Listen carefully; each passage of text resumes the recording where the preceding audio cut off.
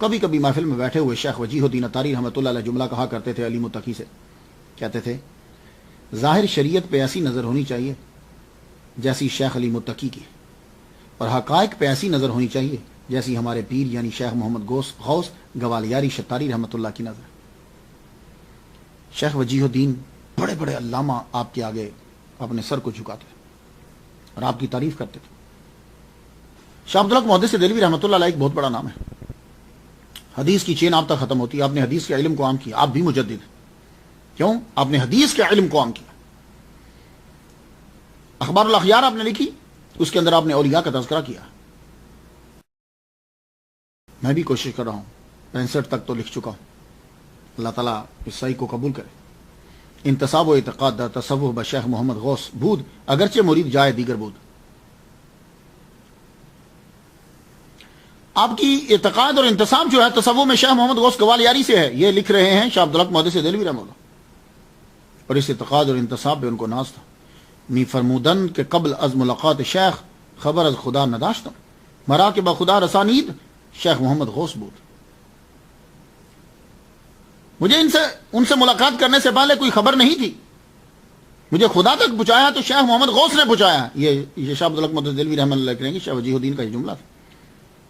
اور آپ فرماتے ہیں کہ جب میں حج پہ جا رہا تھا تو جو انڈیا والے حج پہ جاتے تھے نا تو وہ باہری جہاز ہوتے تھے نا، تو گجرات جاتے تھے، گجرات سے پھر آگے بڑھا۔ فرمانے لگے کہ میں گجرات رستے میں پڑتا تھا تو میں نے شیخ وجیہ الدین کا نام سنا تو میں ان سے ملنے کے لیے گیا۔ شاہ عبدالحق محدث دہلوی کہہ رہے میں ان سے ملنے کے لیے گیا، میں انہیں ملا اور میں نے ان کو ولی کامل پایا۔ شاہ عبدالحق محدث دہلوی کہہ رہے ہیں میں نے ان کو ولی کامل پایا۔ پاکستان والوں کتنے بڑے بڑے جید عالم ہیں، اولیاء کرام ہیں، ہم ان کے نام جانتے تک نہیں۔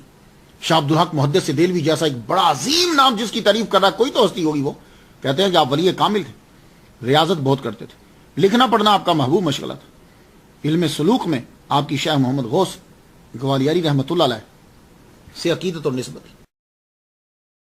آخری عمر کے اندر آپ کمزور ہو گئے تو آپ نے یہ سوچا کہ اب میں پڑھانا چھوڑ دیتا ہوں، اب تو اتنے اساتذہ ہو گئے ہیں، کوئی نہ کوئی پڑھا لے گا۔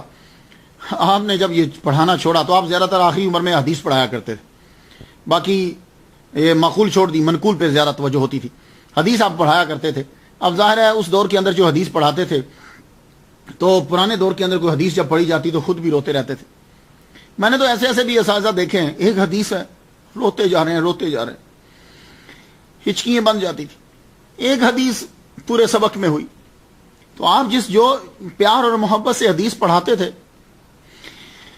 تو آخری عمر میں جب حدیث پڑھانے آپ نے کہا کہ اب میں بوڑھا ہو گیا ہوں بہت زیادہ، تو یہ سوچا کہ کوئی اور پڑھائے گا، تو رات کو حضور صلی اللہ علیہ وآلہ وسلم کا دیدار ہوا، سید وجیہ الدین علوی رحمۃ اللہ علیہ کی خواہ میں حضور آ گئے۔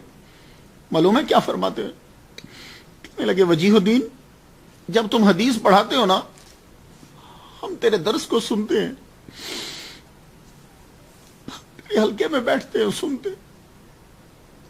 اتنا جب کہا صبح اٹھے سید وجیہ الدین رو رہے ہیں، آنکھوں میں آنسو ہیں، فرمانے لگے ہم نے جو فیصلہ کیا تھا اسے ختم کرتے ہیں، واپس لیتے، ہم حضور کی حدیث کو پڑھائیں گے۔ پھر آپ آخری دم تک پڑھاتے،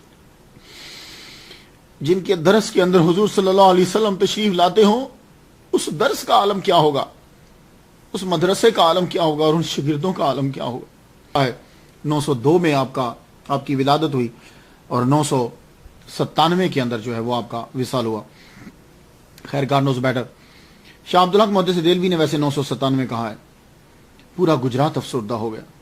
ان کے لیے یہ جملہ صادق آتا، موت العالم موت العالم، ایک عالم دین سچا جب دنیا سے جاتا ہے تو پوری دنیا مر جاتی ہے۔ یہ بات آپ پہ صادق آتی، عالم کا مرنا عالم کا مرنا ہے۔ عمراء فقراء طلباء سب افسردہ تھے۔ آپ کا جنازہ اللہ اکبر ایک جمع غفیر، ہر ایک کی کوشش تھی کہ بس یوں جنازے کو چارپائی کو ہاتھ لگ جائے، یوں ہی لگا لیجیے، سب لوگ آئے، ہر ایک کی آنکھیں اشک بار تھی۔ صحیح کہا امام شافعی رحمۃ اللہ علیہ نے، اگر عالم دین ولی نہیں ہے تو پھر کوئی بھی ولی نہیں ہے۔